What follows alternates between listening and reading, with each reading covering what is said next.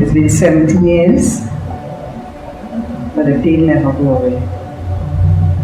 He was born the 6th of December, and sometimes you want to forget, but your body reminds you.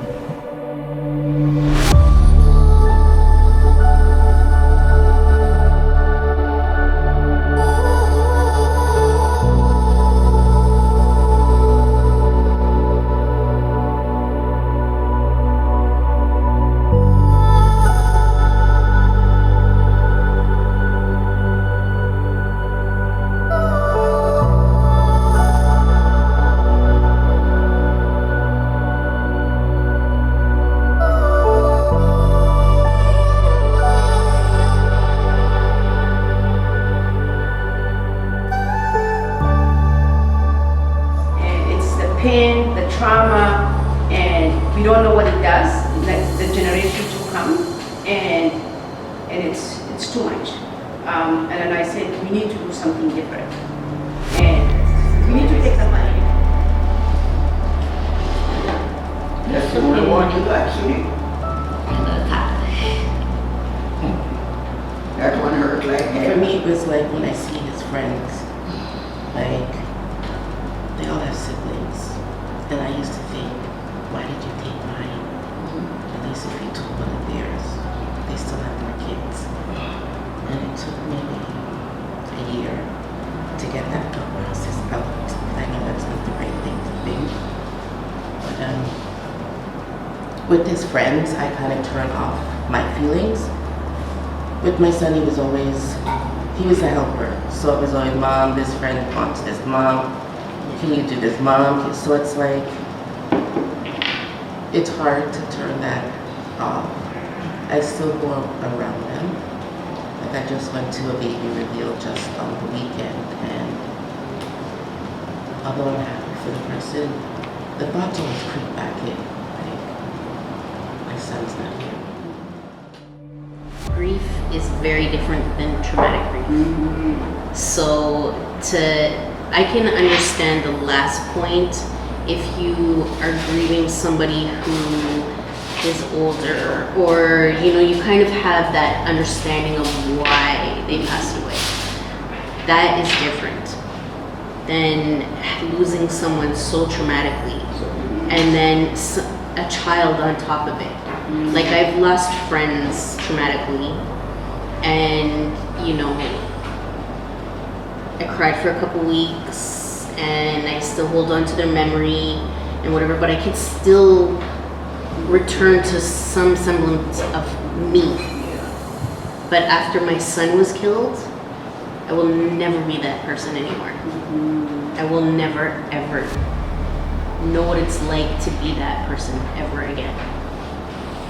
To be genuinely happy.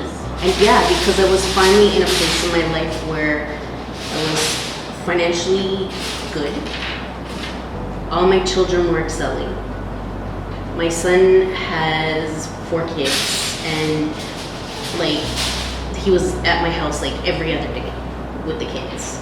We had this routine, and our family was, my kids are extremely close because I didn't grow up like that. So I made sure that my kids and myself were very tight. And to lose him is like, people just don't understand that that part of me is gone. And I can't get over that. I cannot get over the loss of my son. Like I said, I was a mother to him majority of my life. And he taught me how to be a better person. He taught me how to be a mother at the same time that, he was learning to be a child with me and growing into himself. So I can't see, and I'm the opposite. Whereas I was like, what kind of God would do this to me? So I was never a religious person. I was more spiritual. But the only thing I ever asked was for you to keep my kids safe. As long as my kids are safe, anything can happen, and I would be able to get through it. But you take the one thing that I asked you not to, and what kind of God does that? You know what I mean? Like, I was his mother majority of my life. And now I'm supposed to be his kid's father.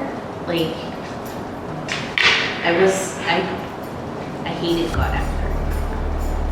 So when you see her, people say, no, you need to pray. Pray about what? What the hell am I praying about? I'm the only bloody one who's a survivor who's doing it.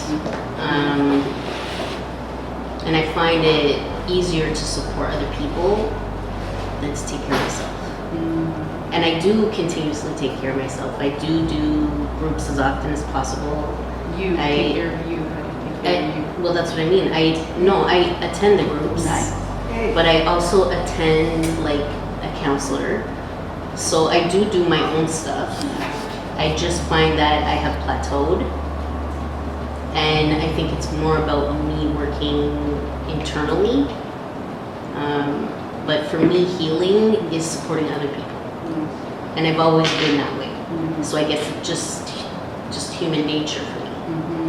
But yeah, I go off on a tangent on Twitter on every politician that I could possibly tag in on, because I get so upset when I hear about another shooting, another death, another mother who has to deal with the trauma. And I try my hardest to connect with as many mothers as possible right in the beginning, so that they know that they have someone there and they don't have to look for the support. So when my son passed away, God forbid, I'm sorry. Okay, I is that Elijah? No. No, Makai. Okay, oh yeah, that was known. Yeah. You're right, Okay, yeah, okay, yeah. okay. I hated kids. I did not want to see them. I did not want So they used to come to your house regularly? Yeah, there was then after the shooting? No, still right now to today, they in my house. All his But you friends said you there. just hate kids. I hated them. I don't need to, like, I'm telling you, and not them, it's just a point of, I was in so much pain, so much anger. And I still, But they still come to your house. They still come to your house today? not today, all of them in my house. All of them had a plaque of him, a picture of him. Yeah. It hurts. And like when I see them, I'm changing now. I'm not, like, I don't have that anger anymore. But at the beginning, I did not want to see them. But they were there. Eh? They were there. They're still there. To support They're that still they were there. But at the time, I couldn't be around nobody. I couldn't even go to the comedy center. If I walk close to the comedy center, I break down. I see anybody who was related to him, close to him, I break down. And I think know. I have the same problem now. And I want to change. Not with the kids, I love the church. Because they're like part of me now.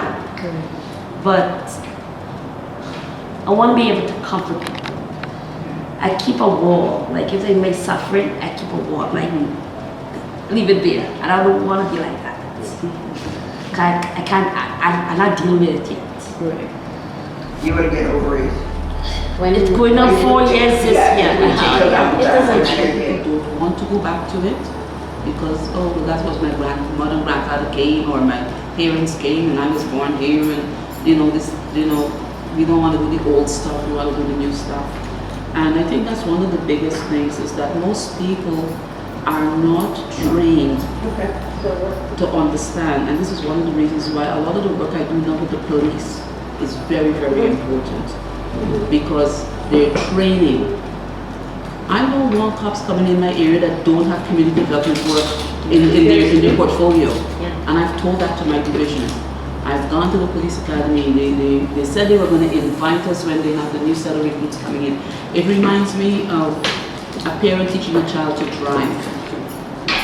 The same mistakes that parent made when they were learning to drive, they're going to pass it on, indirectly realizing that to their kids. That's why it's sometimes better to send them to a school, to learn the logistics, and the parents can help them brush up on certain things.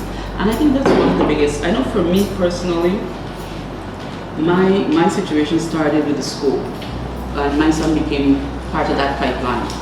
And if you call it, like I said, call a spade, there was institutionalized systemic racism from since back in the 80s with our next generation of children, which is now millenniums.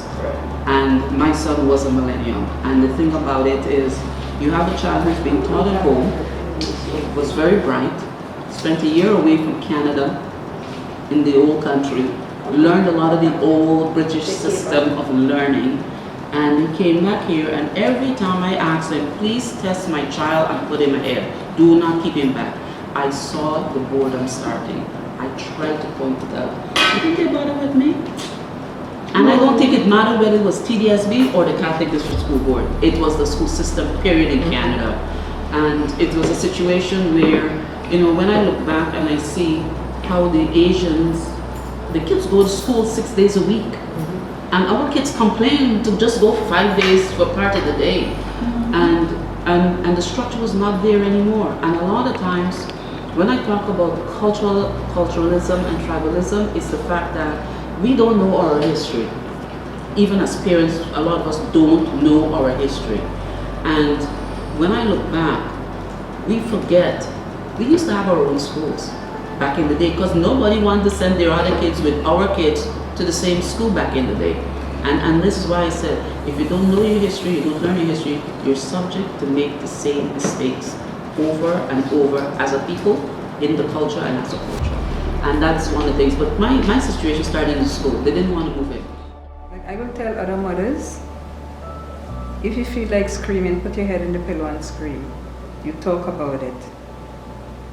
Don't let nobody, you know, tell you it's time, you should stop. You should stop crying, you should look after the other kids. You know, of course you have to look after the other kids. You know, but when that time comes and you feel to just scream your head off, you scream your head off. If you feel to take a long walk in the park, you just go and take that walk and, you know, maybe be by yourself because sometimes I go by like a couple nights ago, I have a park, I was parking my son's name, and I just went to go to the park at night and just sit there. Because when my body starts stressing out and I start feeling that way, that is, I go for comfort. You know, that knowing that the park belongs, that his name live on into the park. So I just go to the park and sit down and, you know, watch the kids enjoy the park.